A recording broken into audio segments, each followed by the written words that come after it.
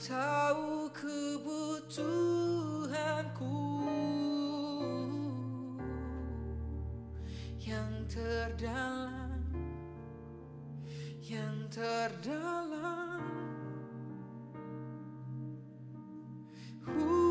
Hari-hariku ke depan Kau yang pegang. Oh, waktu-waktu di depan Kau yang mengaturnya. Kau tahu yang terbaik untukku. Oh,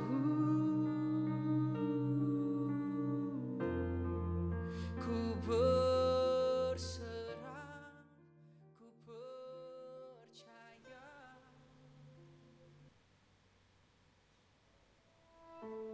Inilah gereja yang kulihat, gereja yang dibangun di atas dasar Yesus Kristus sebagai batu penjuru dan gembala agung, yang altarnya selalu penuh dengan orang-orang yang bertobat dan hatinya haus dan lapar akan Roh Kudus, yang menaikkan pujian dan penyembahan dengan penuh cinta karena karyanya di atas kayu salib yang sempurna. Inilah gereja yang kulihat, gereja yang menjadi rumah doa dan pemulihan bagi suku-suku bangsa dan bahasa. Rumah tempat kita semua bersatu hati, tumbuh bersama sampai serupa Kristus dan memenangkan jiwa. Yang sakit akan disembuhkan, yang lemah akan dikuatkan, saling menopang dan berbagi sebagai kesatuan tubuh Kristus dengan Yesus Kristus sebagai kepala. Inilah gereja yang kulihat, yang api kegerakan kasih-Nya tidak pernah padam dari generasi ke generasi, dan kerinduan hatinya untuk melayani dan menjangkau jiwa-jiwa yang terhilang. Gereja yang seperti lumbung Yusuf, selalu diberkati dan menjadi berkat. Gereja yang mengabarkan pesan kebenaran Injil Kristus melalui media, kebudayaan, pendidikan, marketplace, keluarga, politik, dan kesehatan. Gereja yang berdampak dan menjadi terang dan garam. Dan gereja yang kulihat itu adalah Kita.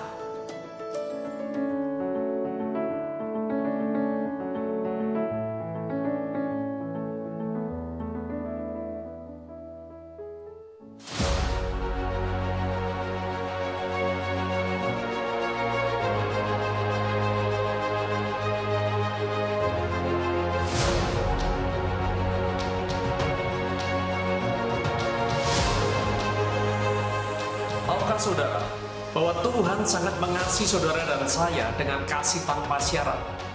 Dan kepada orang-orang yang dikasihinya, Tuhan mau supaya kita mengalami pertobatan.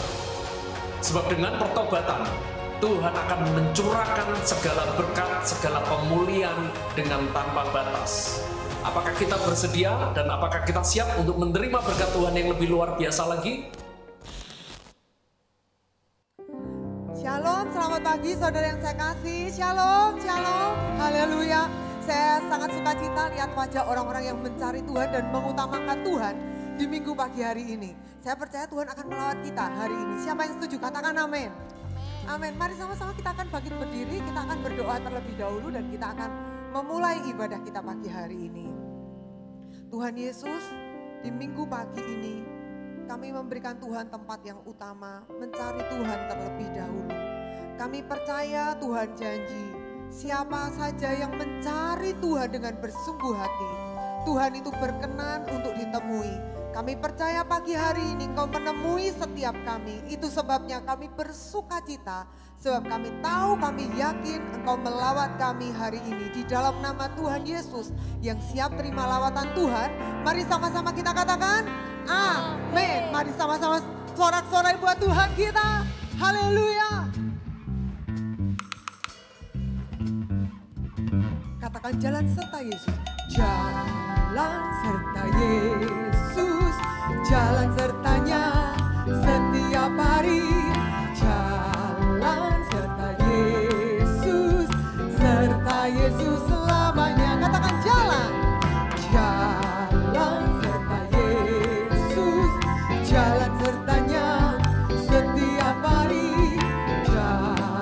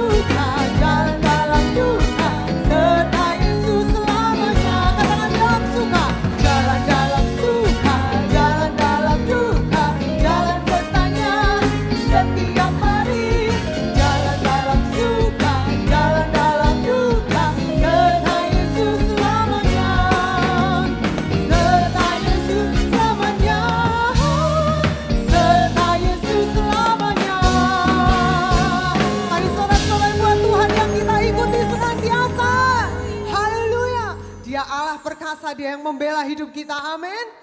Haleluya.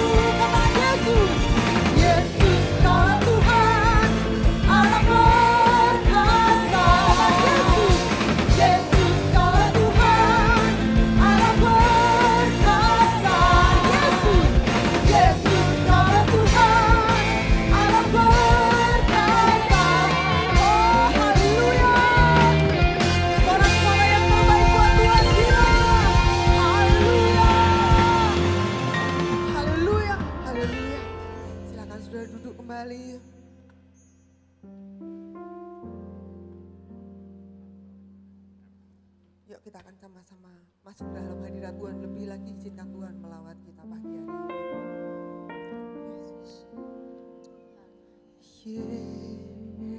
Yesus, sahabatku, Kaulah perlindunganku. Yesus, Kau Rajaku, kota benteng hidupku. Sekalipun ku berjalan di dalam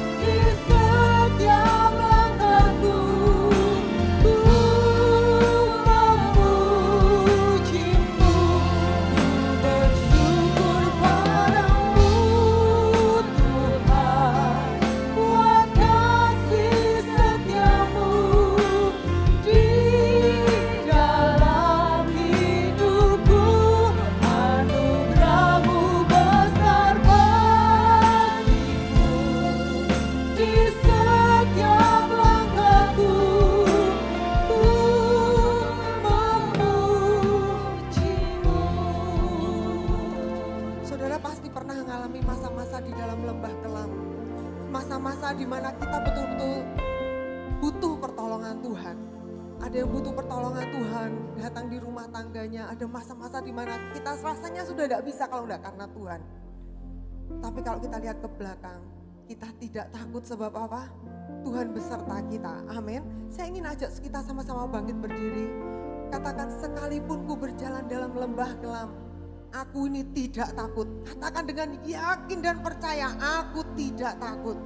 Sebab Tuhan besertaku. Amin. Mari angkat tangan kita, katakan, sekalipun ku berjalan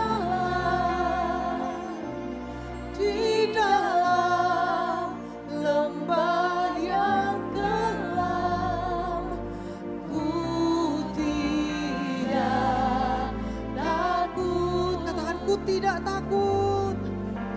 Ku tidak takut. Katakan dengan sungguh-sungguh, aku tidak takut. Ku tidak takut sebab besertaku. Naikkan lebih syukur lagi. Ku bersyukur padamu Tuhan, buat kasih setiamu di dalam. Tuhan, terima kasih Tuhan. Tuhan,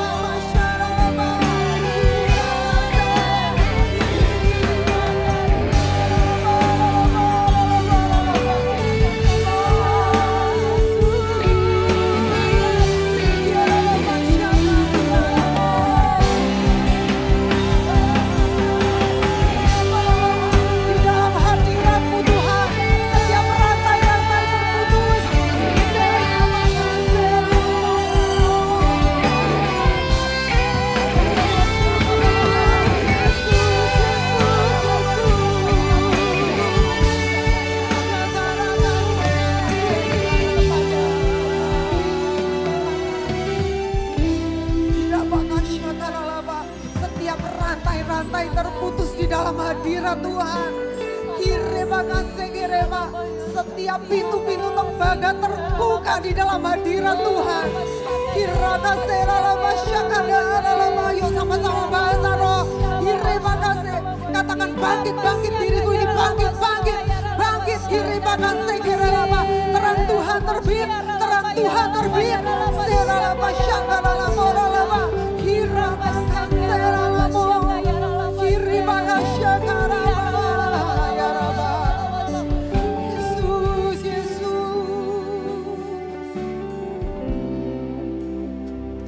Kiralama syakada alama. Kaseralama. Ore baralaba. Sungguh besar pengorbananmu bagiku, terlalu dalam untuk dimengerti. Sungguh besar,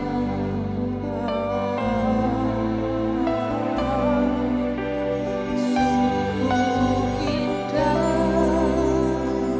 yang kau pikirkan tentangku,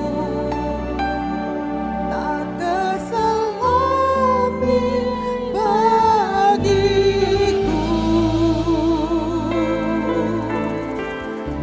Sungguh indah.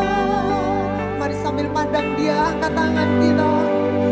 Sungguh besar pengorbananmu bagiku. Terima kasih Tuhan. Terlalu dalam untuk dimengerti. Sungguh besar,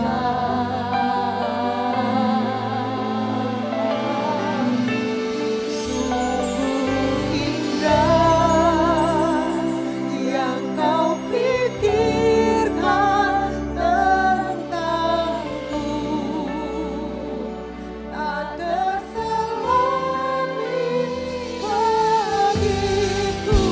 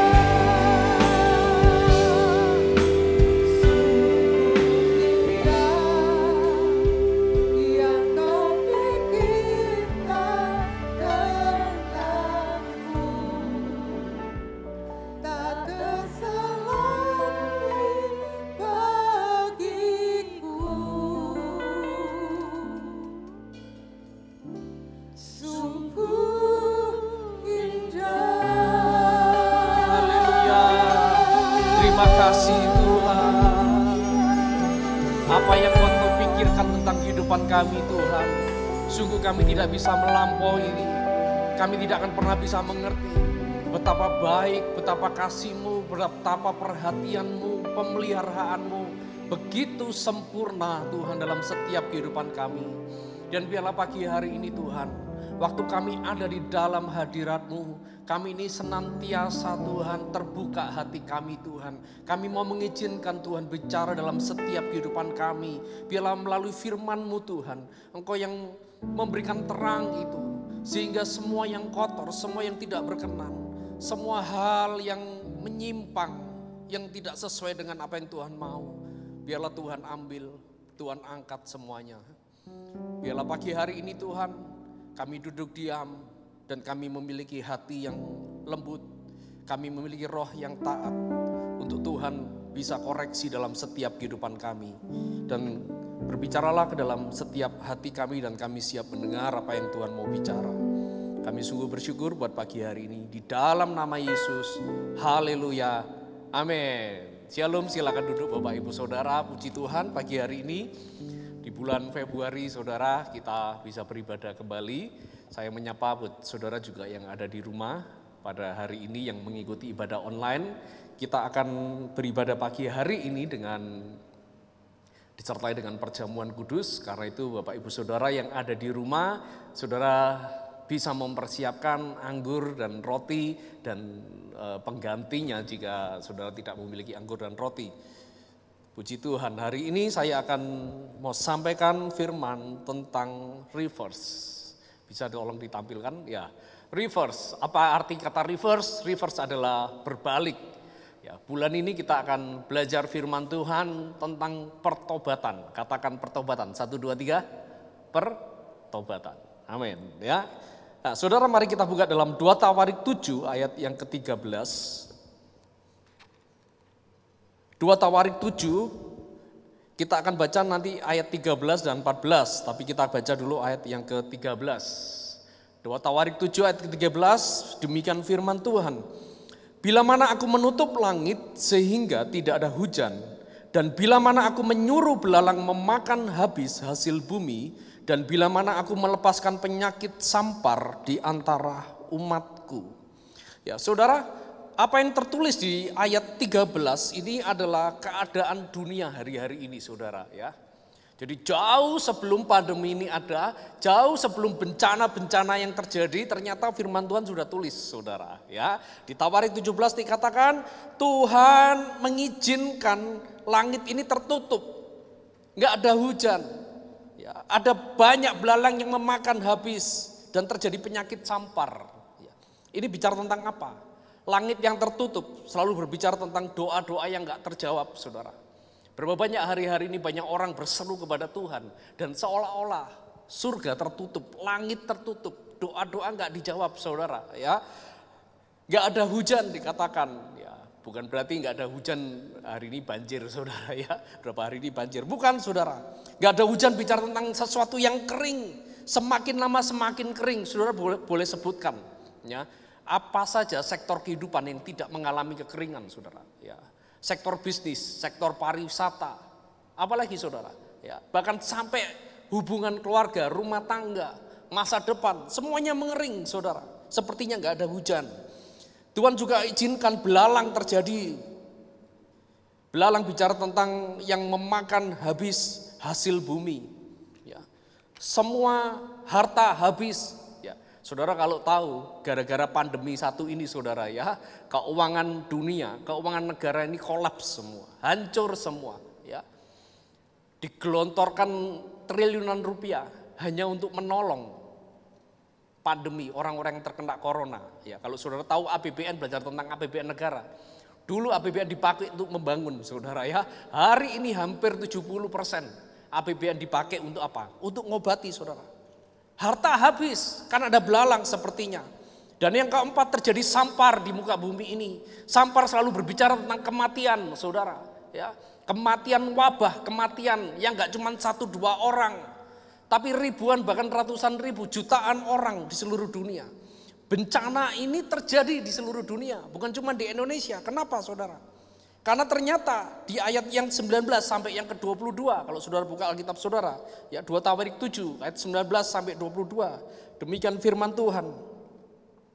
Firman Tuhan bilang gini, Tetapi jika kamu ini berbalik dan meninggalkan segala ketetapan dan perintahku yang telah kuberikan kepadamu, dan pergi beribadah kepada Allah lain dan sujud menyembah kepadanya, maka aku akan mencabut kamu dari tanahku yang telah kuberikan kepadamu, dan rumah ini yang telah kukuduskan bagi namaku akan kubuang dari hadapanku, dan akan kujadikan kiasan dan sindiran di antara segala bangsa. Dan setiap orang yang lewat rumah yang amat ditinggikan ini akan tertegun dan berkata, apa sebabnya Tuhan berbuat yang demikian kepada negeri ini dan kepada rumah ini? Ya. Ayat 22, maka orang akan berkata, sebab mereka apa saudara? Meninggalkan Tuhan, Allah nenek moyang mereka yang membawa mereka keluar dari tanah Mesir, dan sebab mereka berpegang pada Allah lain dan sujud menyembah kepadanya dan beribadah kepadanya. Itulah sebabnya Tuhan mendatangkan segala malapetaka ini ke atas mereka. Sudah perhatikan betapa mengerikan yang terjadi hari ini, karena penyebabnya satu. Firman Tuhan katakan, karena kita telah meninggalkan Tuhan dan menyembah Allah lain. Mungkin saudara pikir kita masih pikir, saya juga pikir, saya masih ke gereja, saya masih jadi orang Kristen, saya masih punya agama. Tapi saya mau katakan bahwa Allah lain itu bukan bicara tentang agama, saudara. Allah lain adalah bicara tentang apa yang kita rindukan lebih daripada Tuhan. Apa yang kita mau bayar lebih daripada Tuhan. Mungkin hari-hari ini kita lebih banyak waktu kita kepada gadget kita, saudara, daripada kepada Tuhan. Mungkin hari ini di antara kita lebih banyak kita menghabiskan waktu kita lebih, kita mau berpikir lebih, kita mau bayar harga lebih kepada bisnis, kepada keuangan. Tidak salah bekerja. Tapi berapa banyak kita bekerja begitu rupa, sementara kita tidak punya waktu untuk Tuhan. Kita berani melakukan bisnis kemana-mana hanya demi uang. Tapi hanya ke gereja kita takut, saudara. Maka ayat ini katakan, aku akan mencabut kembali rumahku. Ini ayat ditulis janji Tuhan kepada bangsa Israel. Karena Tuhan aku akan memberikan kepadamu bait Allah. Tuhan bicara tentang penyertaannya hari itu, saudara. Secara fisik, saudara, ya, di perjanjian lama.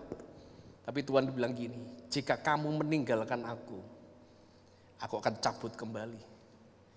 Apa yang Tuhan cabut bukan bangunannya, tapi hadiratnya yang keluar, saudara. Sehingga malapetaka datang. Makanya begini, malapetaka datang karena kita meninggalkan Tuhan. Di luar Tuhan yang ada hanya malapetaka. Tapi di dalam hadirat Tuhan ada yang namanya perlindungan. Di dalam hadirat Tuhan ada yang namanya penyediaan, bahkan pemulihan. Di luar Tuhan hanya ada kutuk. Apapun saudara mau katakan, apapun alasannya, firman Tuhan sampaikan, di luar Tuhan yang ada hanya kutuk.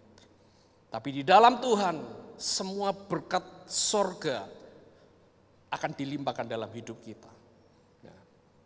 Hari ini saya mau sampaikan tentang 4 hal. 4 hal kunci bagaimana kita ini akan mengalami pemulihan di dalam setiap kehidupan kita.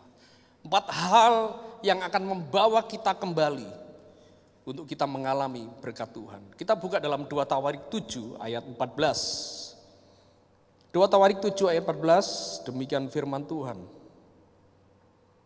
Ini lanjutan tadi, saudara, ya.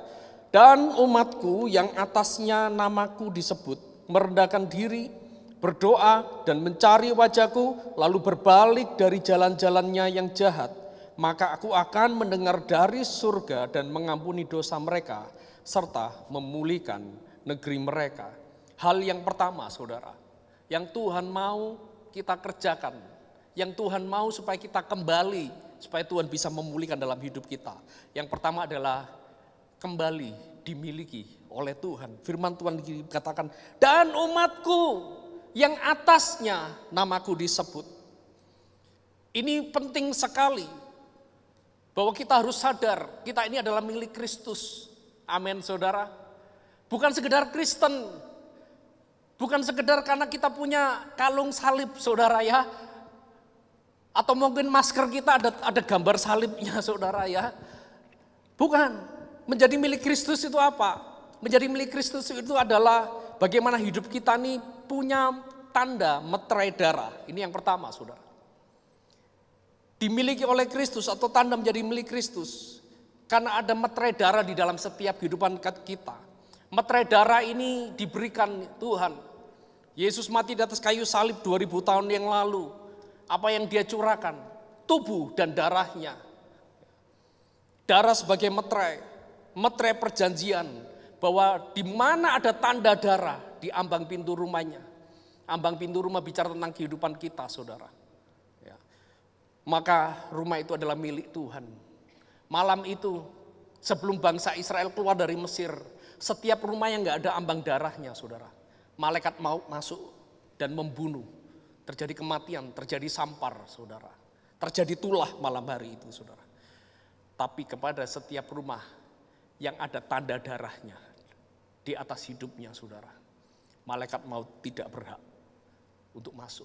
Karena Tuhan bilang gini, jangan kau sentuh rumah yang ada tanda darahnya. Jangan kau sentuh setiap manusia, setiap orang yang menjadi milikku kata Tuhan. Ini penting sekali saudara. Makanya hari ini kita akan melakukan perjamuan kudus saudara. Perjamuan kudus bukan sekedar ritual keagamaan. No. Kita melakukan perjamuan kudus untuk mengingatkan siapa hidup kita. Kita adalah orang yang pernah ditebus. Kita adalah orang yang dikasihi Tuhan. Kita adalah orang yang disucikan. Kita adalah orang yang pernah dipulihkan. Dimiliki oleh Tuhan, dipek sama Tuhan. Untuk apa? Untuk menikmati seluruh berkat Tuhan. Amin saudara. Makanya waktu kita nanti perjamuan kudus, kita waktu mengangkat tubuh dan darah Yesus. Bukankah itu sebuah kasih karunia, berkat yang luar biasa di dalam setiap kehidupan kita saudara.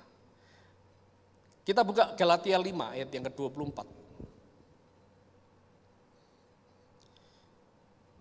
Menjadi milik Tuhan.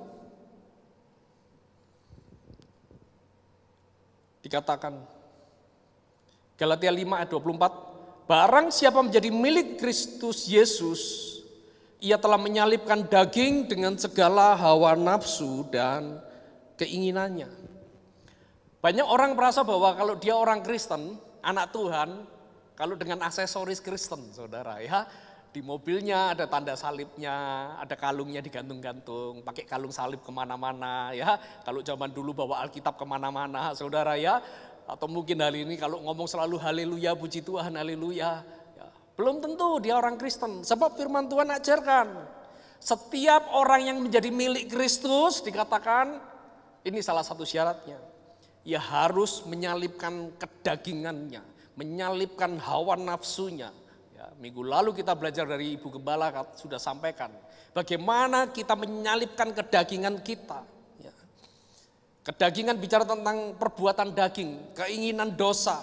Kalau saudara baca dalam ayat yang ke-19 Galatia 5 ayat yang 19, itu semua adalah perbuatan-perbuatan daging, iri hati, perselisihan, cemburu, jahat, percederaan, perkataan-perkataan yang kotor, yang cabul saudara. Itu yang Tuhan katakan. Berbalik. Buang semuanya. Jika kita pernah ada di situ, hidup di situ, Tuhan bilang salibkan, bunuh, berbalik. Memang gak gampang. Makanya dikatakan menyalibkan daging. Wong kena jarum aja sakit saudara ya, daging kita saudara ya. Tapi ini dikatakan menyalibkan daging. Artinya waktu kita mulai menyalibkan daging dengan cara bagaimana? Dengan cara berubah, bertobat, dan mulai memiliki sikap, ucapan, perbuatan yang menandakan bahwa kita ini milik Kristus, saudara.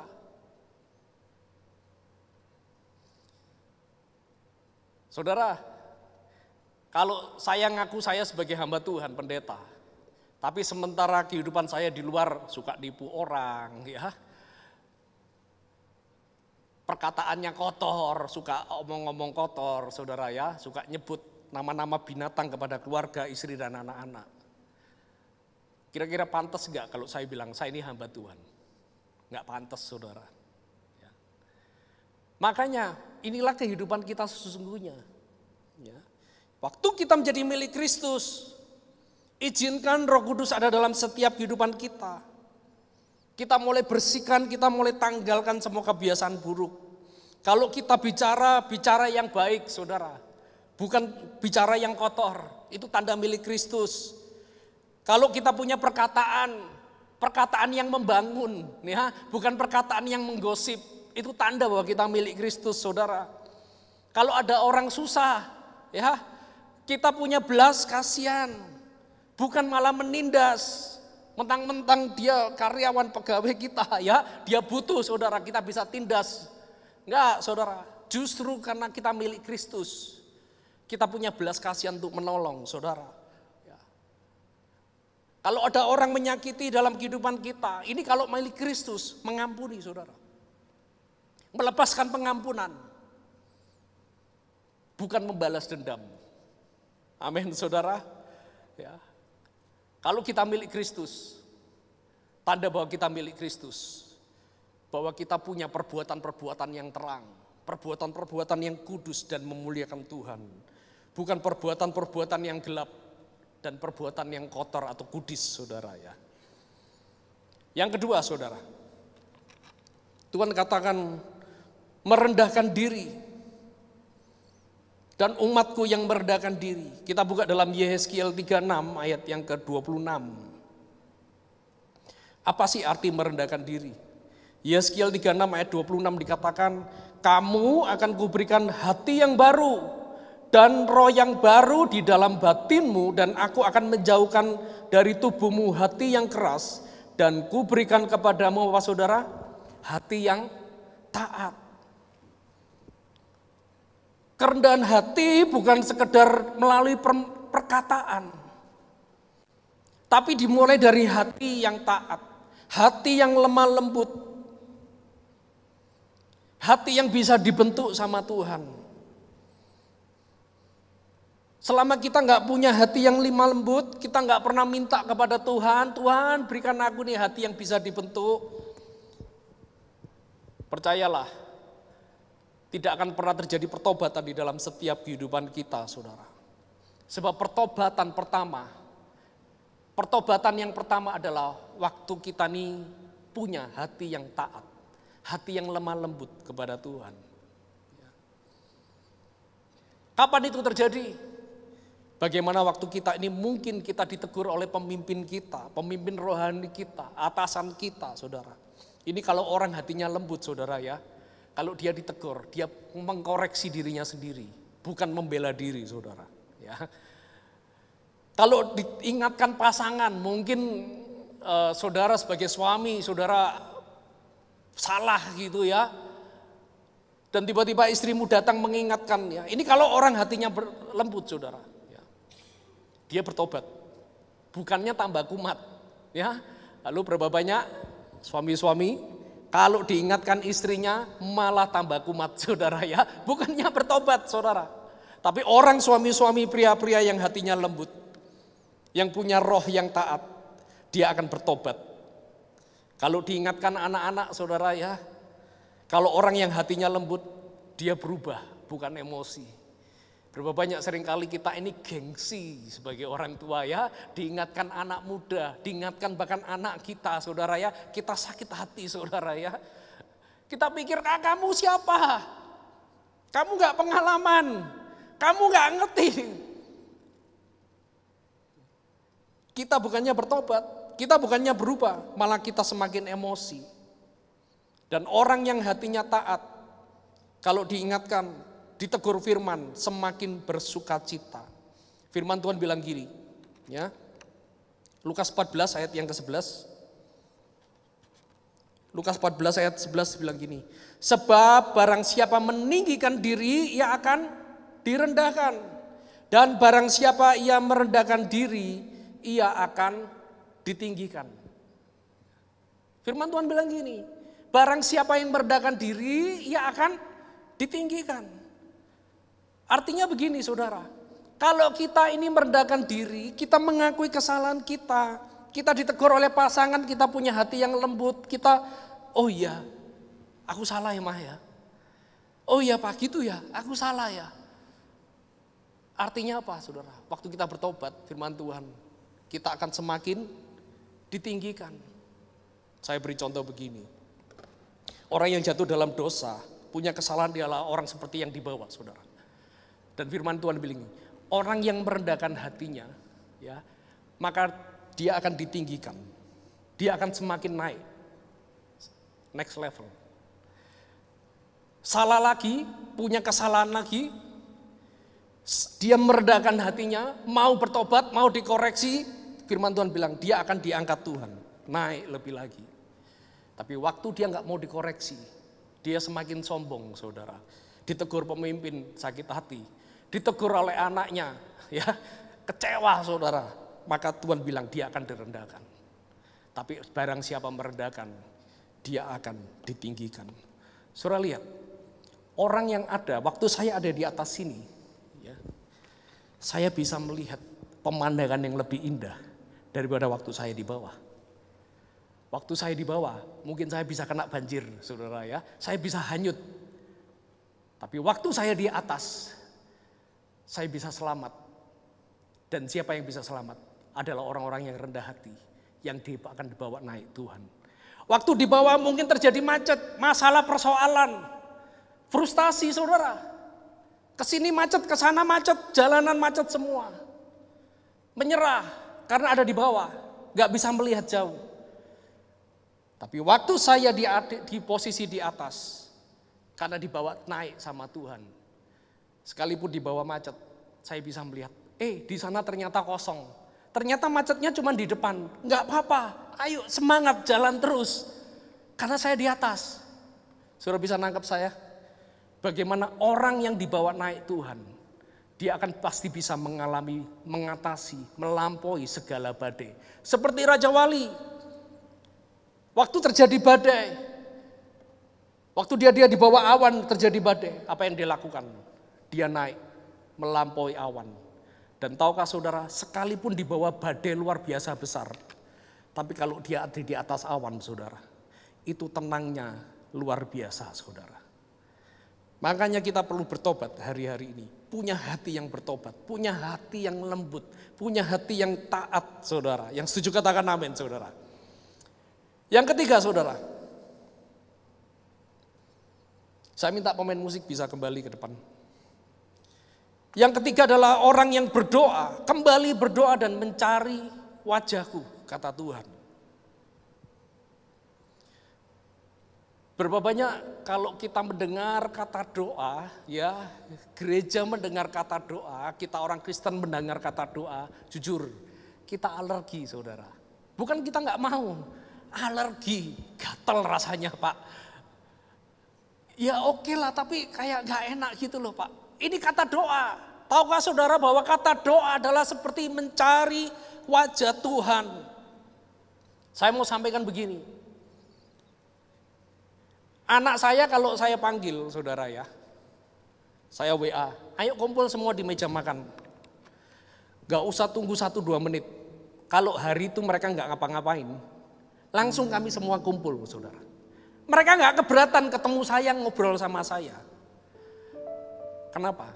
Karena mereka adalah anak saya, mengasihi saya, cinta saya, dan mereka juga rasa mereka dicintai. Tapi justru kalau saya pergi ke luar kota beberapa hari bersama istri, selalu ditanyai, kapan papa mama pulang? Kapan pulang? Saudara, ini yang saya katakan, kalau kita anak Tuhan, yang namanya cari wajah Tuhan itu bukan sebuah program. Yang namanya berdoa, mencari wajah Tuhan, gak perlu dipaksa-paksa. Kalau kita cinta sama Tuhan, yang namanya ke gereja cari wajah Tuhan gak perlu diobrai. Ayo ke gereja ya besok hari Minggu, ayo berdoa ya. Ini waktunya berdoa, gak perlu saudara. Kalau saudara mencintai seseorang, saya percaya saudara, gak perlu tunggu jam untuk saudara telepon orang yang saudara kasih. Betul atau betul? Bahkan mungkin hari itu gak ada telepon saudara. Mungkin hari itu pulsa saudara habis.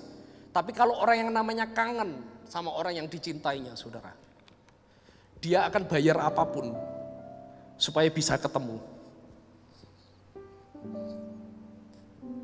Rumah saya di Surabaya, Blora ini jauh saudara. Hari ini dengan tol aja masih 4-5 jam. Saudara bisa bayangkan 12, hampir 15 tahun yang lalu itu jalan rusak, macetnya luar biasa. Tapi kalau namanya cinta saudara ya, mobil saya hari itu cuman Taf GT yang bocor semua saudara ya, karena karetnya beberapa sudah bocor saudara. Jalanan rusak, atosnya minta ampun itu mobil saudara.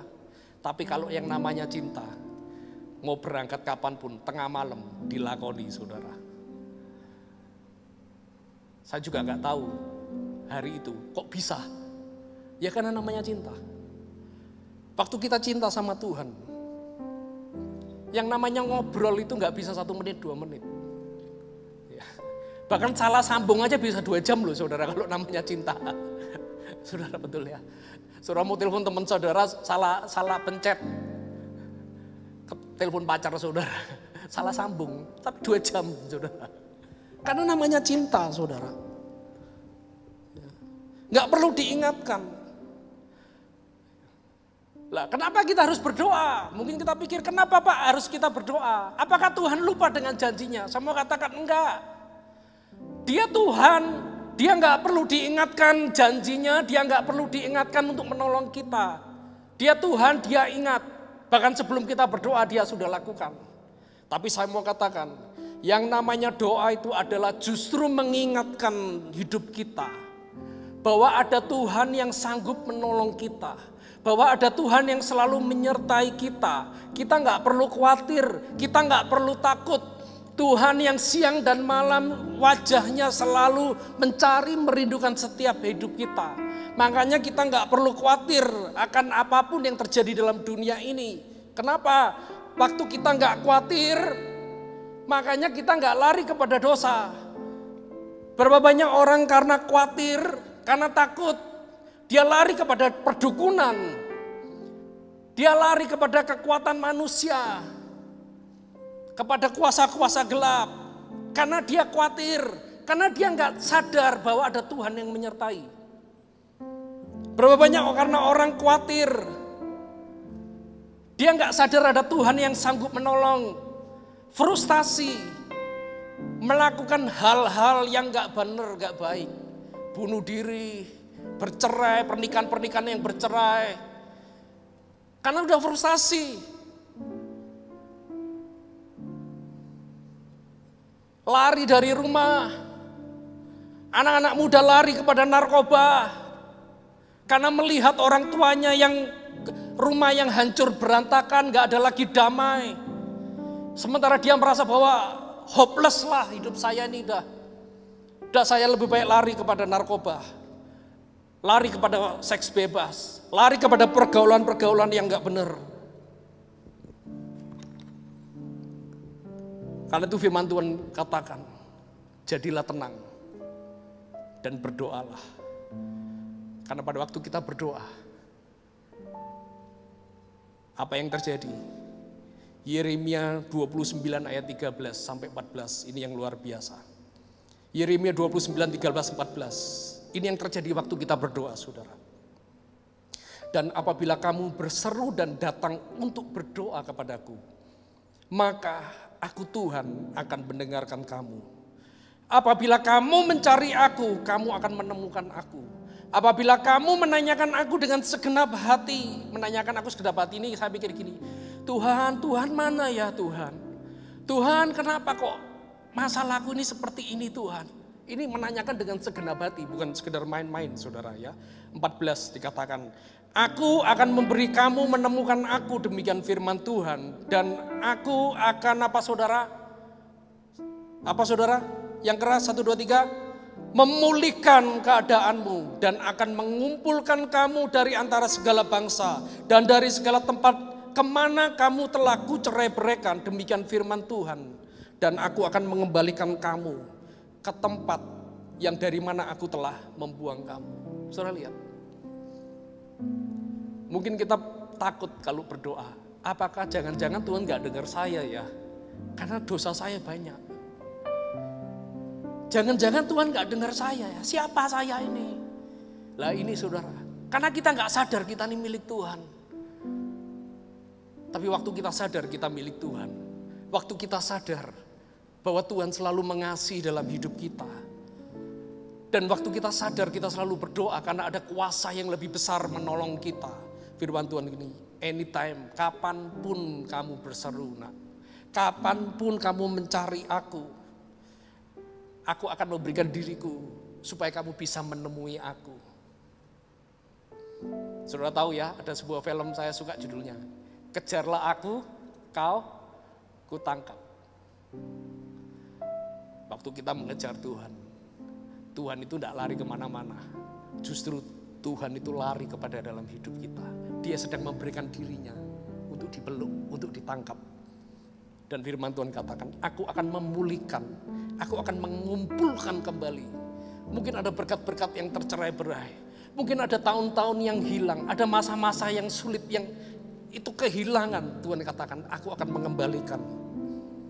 Kata Tuhan, tetaplah berdoa di masa sulit, supaya kita bisa selalu berjalan bersama Tuhan. Yang keempat, yang terakhir, berbalik dari jalan yang salah. Banyak orang takut bertobat, mengakui kesalahannya datang kepada Tuhan. Karena takut nanti dihukum. Takut ngaku sama Tuhan. Karena jangan-jangan nanti kalau kita ngaku Tuhan semakin menghukum kita. Nah, itu prinsip dunia saudara ya. Kalau salah jangan ngaku sama guru. Ya. Kalau salah jangan ngaku sama orang tua. Malah konangan, malah dihukum. Tapi firman Tuhan katakan, siapa yang berbalik dari jalannya yang jahat, aku akan pulihkan.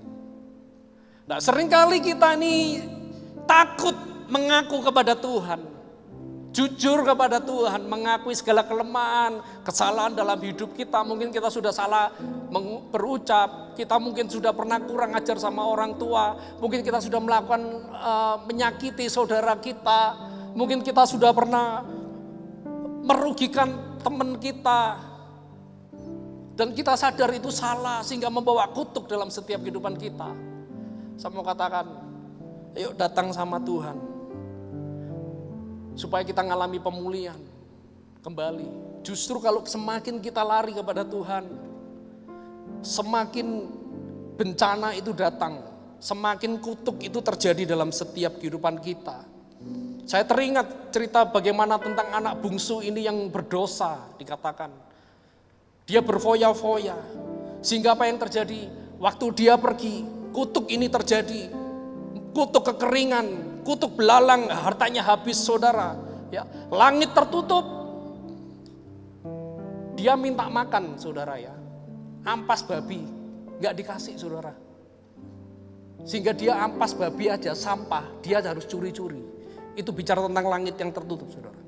Dia mengalami sakit penyakit yang luar biasa hari itu. Itu bicara tentang sampar, kematian saudara. Saudara lihat, di luar rumah Bapak, kutuk. Tapi waktu ini anak sadar, ini anak tahu, dia memutuskan untuk bertobat. Dia berbalik ke rumah Bapak. Saya mau sampaikan, bagaimana respon Bapak waktu lihat anaknya pulang. Ini respon yang sama dengan Bapak kita di surga. Waktu kita minta koreksi hidupku Tuhan, ampuni aku Tuhan. Bisakah Tuhan memulihkan aku? Ini respon yang sama. Jauh sebelum ini anak pulang, firman Tuhan katakan, bapaknya sudah nunggu di depan rumah saudara. Ini anak belum pulang. Bapaknya sudah nunggu. Dengan rasa kasih. Bahkan jauh sebelum ini anak pulang, sebelum anak ini mau minta makan, Bapak sudah siapkan pegawai-pegawainya. Kambing domba sudah siap disembelih dan siap dimasak. Anytime ini anak pulang, saudara. Jauh sebelum anak ini minta pakaian, karena hari itu mungkin dia nggak punya pakaian, saudara. Habis semua jubah kebesarannya, pakaiannya yang mahal-mahal habis saudara. Jauh sebelum ini anak minta jubah, Bapak sudah jahit jubah yang baru, sudah siapkan.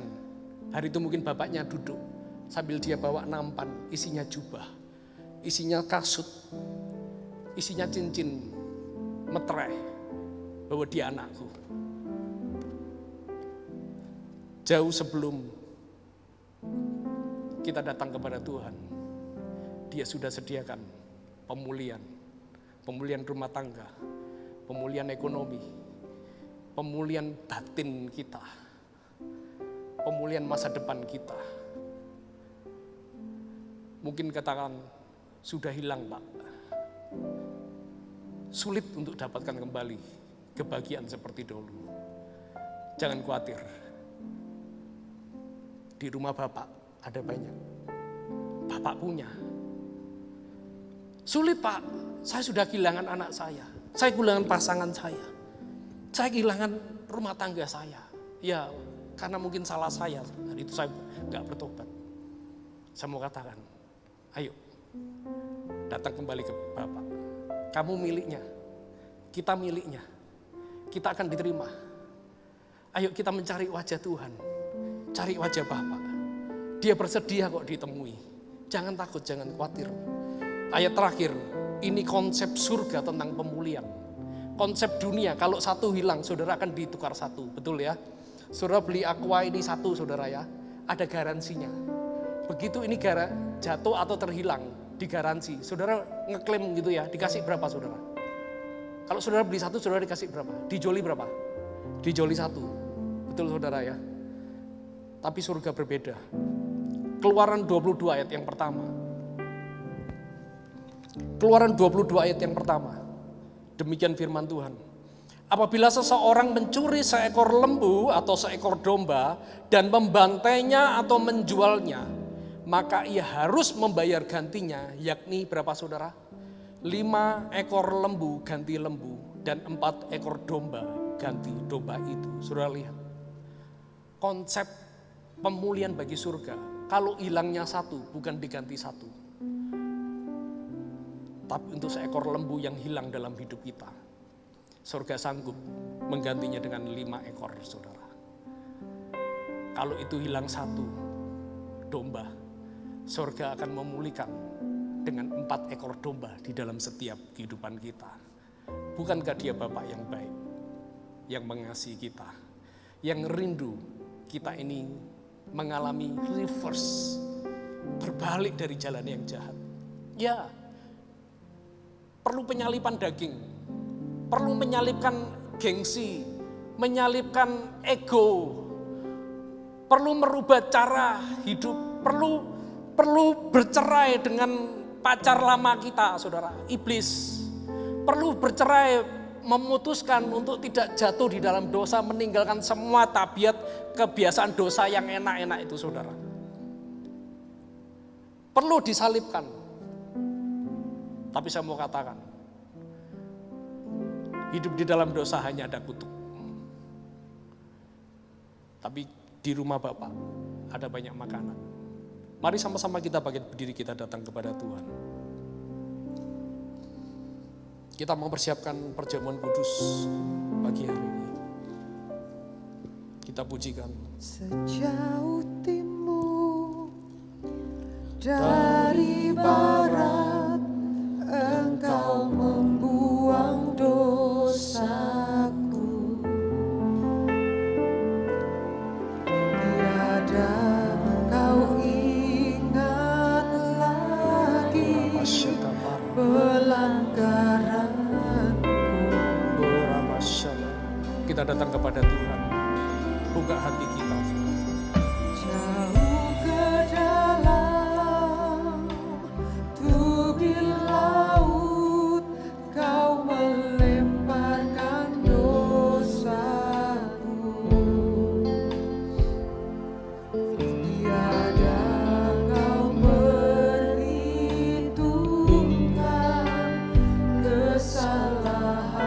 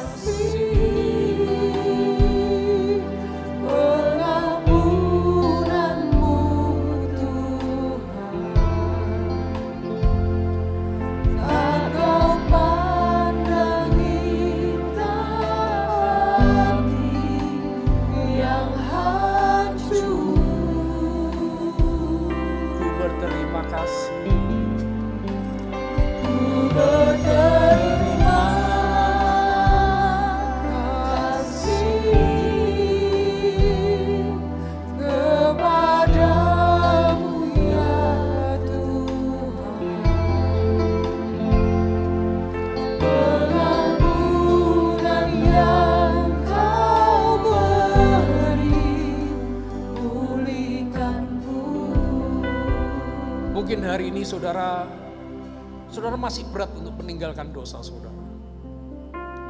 Tapi Tuhan katakan, "Nak, aku sudah menanti di depan pintu. Anytime, kapanpun kau siap untuk kembali." Tuhan katakan, "Balik dan aku akan memulihkan." Tuhan gak pernah memaksa untuk kita bertobat. Tuhan tidak pernah memaksa untuk kita kembali. Tapi yang saya tahu, Tuhan setia. Kapanpun kita akan kembali. Kapanpun kita sadar akan segala kesalahan dosa-dosa kita. Mungkin bukan dosa besar hari ini. Tapi mungkin dosa-dosa yang kecil. Mungkin bukan dosa yang bikin heboh. Tapi mungkin ada sikap-sikap yang salah, cara berpikir yang salah. Mungkin ada perkataan-perkataan yang salah yang pernah kita sampaikan menyakitkan kepada istri, anak-anak kita, kepada orang tua kita. Mungkin sesuatu perlakuan yang gak benar, yang menindas orang-orang, teman-teman, mungkin karyawan kita. Tapi waktu kita bertobat, kita sadar itu salah. Ayo kita datang kepada Tuhan. Pagi hari ini saya mengajak saudara, Tuhan berikan kami ini hati yang baru, hati yang taat, bukan hati yang keras, bukan hati yang menolak, tapi hati yang lemah lembut. Koreksi setiap kami, ujilah segala batin dan jiwa kami Tuhan. Lihat Tuhan, kalau ada yang gak berkenan Tuhan tunjukkan, berikan terang-Mu Tuhan, supaya kami bisa melihat, oh ini sampah, oh ini sesuatu yang kotor, oh ini sesuatu yang gak berkenan, yang harus keluar dalam hidup kami. Tuhan cabut, Tuhan berikan kasih karunia-Mu untuk kami punya kesanggupan untuk kami berbalik. Terima kasih Tuhan buat pagi hari ini Tuhan. Hamba-Mu sudah selesai berbicara, tapi Engkau Roh Kudus yang akan berbicara lebih lagi, supaya hidup kami berubah dan kami berbuah dan kami mengalami pemulihan. Terima kasih Tuhan kalau pagi ini kami juga akan masuk dalam perjamuan kudus. Kami tahu ini adalah bukti bahwa kami ini milik-Mu. Bahwa ini adalah sebuah kehormatan kami sebagai orang manusia yang binasa. Untuk kami ini ambil bagian dalam tubuh-Mu Tuhan. Punya hidup yang kekal bersama Engkau. Mari kita persiapkan anggur tubuh dan darah Kristus. Oh rapasyakabar. Terima kasih Tuhan, terima kasih Tuhan, terima kasih. Mari kita angkat roti. Haleluya. Tubuhnya diserahkan, tubuhnya dipecah-pecahkan,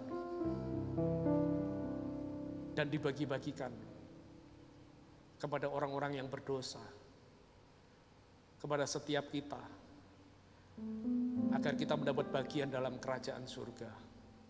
Bukankah roti yang kita angkat ini adalah persekutuan dengan tubuh Kristus? Amin. Katakan amin. Mari kita nikmati, kita makan di dalam nama Yesus.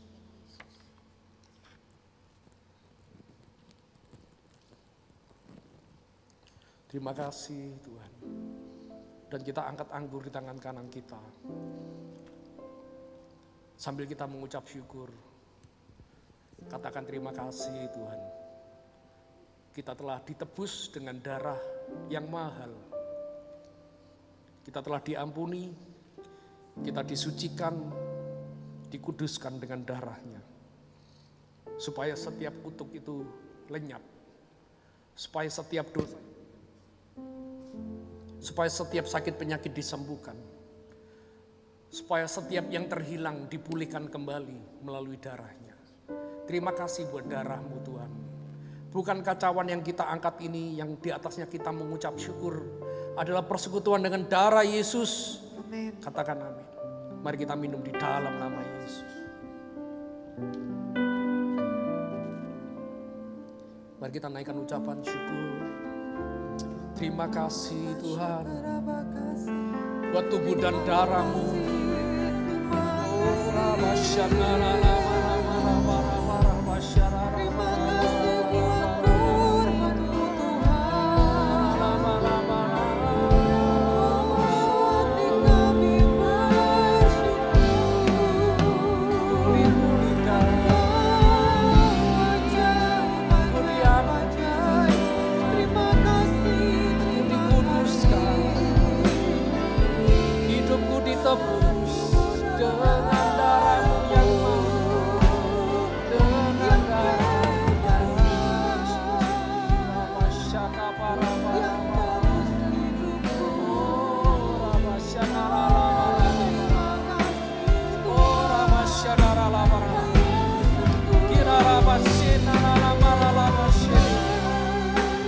Terima kasih Tuhan, terima kasih. Oh, aku milikmu, aku dimiliki oleh surga, aku kepunyaanmu Tuhan. Kami ini kesayanganmu Tuhan. Oh, haleluya, haleluya, haleluya.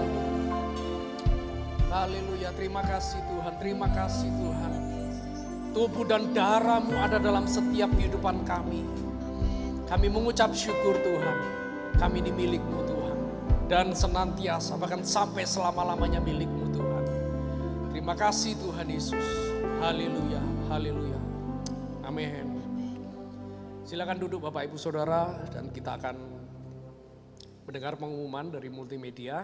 Shalom jemaat Tuhan dimanapun Anda berada, saya percaya damai sejahtera dan sukacita selalu menyertai saudara. Untuk sementara beberapa kegiatan gereja masih dilaksanakan secara daring. Namun bagi Bapak Ibu yang memiliki pergumulan dan rindu untuk didoakan, dapat menghubungi nomor admin gereja yang tertera di layar Anda. Bagi jemaat yang rindu untuk tergabung dalam pelayanan, Departemen Pelayanan di Gereja Betani Blora kembali membuka diri untuk merekrut volunteer-volunteer yang mau terlibat di dalam pelayanan. Anda dapat mendaftarkan diri Anda ke admin gereja.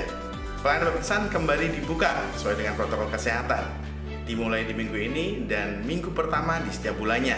Segera daftarkan diri Anda ke nomor admin gereja. Kami mengundang para wanita Betani Indonesia Blora untuk turut hadir dalam acara Impact Women yang akan diselenggarakan pada hari Rabu tanggal 10 Februari 2021 pukul 7 malam melalui Zoom. Mari berikan persembahan Anda kepada Tuhan dengan hati yang penuh dengan kelimpahan. Persembahan adalah bagian dari ibadah kita. Saya percaya berkat yang disalurkan akan digunakan untuk kemuliaan nama Tuhan. Jika Anda diberkati dengan program yang ada di channel YouTube Gereja Betani Blora, jangan lupa untuk like, share kepada teman-teman Anda, dan subscribe supaya Anda mendapatkan notifikasi tayangan-tayangan baru dari kami. Demikian warta Gereja Betani dalam sepekan. Tuhan Yesus berkati.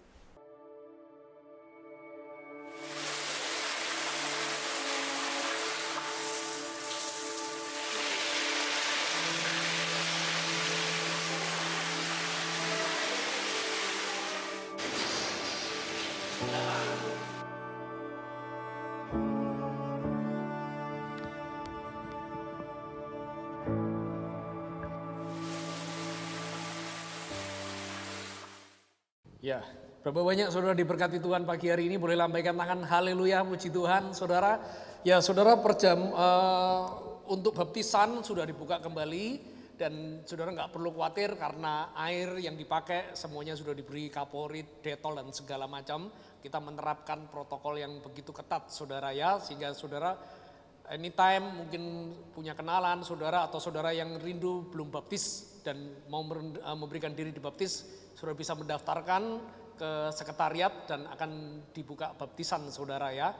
Ya, mari kita memberikan persembahan kita, mari sama-sama kita bagian berdiri dan kita akan mengakhiri di dalam doa saudara. Saudara bisa memberikan persepuluhan, persembahan, saudara yang beribadah online saudara bisa transfer atau saudara ke gereja saudara bisa mengambil amplop dan memberikan persembahan dan persepuluhan kita. Mari kita angkat persembahan kita dan mengucap syukur. Terima kasih Tuhan buat segala berkat keuangan, terobosan yang kami alami Tuhan. Kami tahu bahwa semua yang kami miliki adalah dari Tuhan. Karena itu kami mau menabur dan kami mengembalikan persepuluhan kami Tuhan. Tanda ketaatan kami, tanda bahwa kami tahu bahwa segala berkat yang kami miliki adalah dari Tuhan dan punya Tuhan. Karena berkati setiap anak-anak-Mu Tuhan yang menabur dan mengembalikan persepuluhan. Dan kami juga berdoa Tuhan buat bangsa dan negara kami, buat kota kami ini juga Tuhan. Kami berdoa Tuhan, lepaskan kesembuhan, pemulihan, perlindungan Tuhan. Bahkan kepada setiap anak-anak-Mu, gereja-Mu hari-hari ini Tuhan. Supaya semuanya aman dalam perlindungan Tuhan. Terima kasih Tuhan, terima kasih juga berkati kepada setiap anak-anak-Mu yang ada di rumah, yang hari ini mungkin sedang beribadah di rumah tidak bisa mengikuti ibadah onsite pada pagi hari ini Tuhan. Kau juga memberkati dengan berkat, dengan mujizat yang sama. Mari sama-sama kita angkat kedua tangan kita untuk menerima berkat Tuhan. Kiranya berkat dari Allah Bapa, Putra dan Roh Kudus, segala damai sejahtera, sukacita mengalir dalam setiap kehidupan saudara dan saya. Pulanglah dengan segala berkat Tuhan dengan masa depan yang ada di dalam tangan Tuhan. Dan setiap kita juga diberi kesanggupan untuk menerima berkat Tuhan. Semua yang setuju dan percaya telah menerima berkat Tuhan. Sama-sama di dalam nama Yesus katakan, amin. Shalom, Tuhan Yesus memberkati saudara. Betapa besar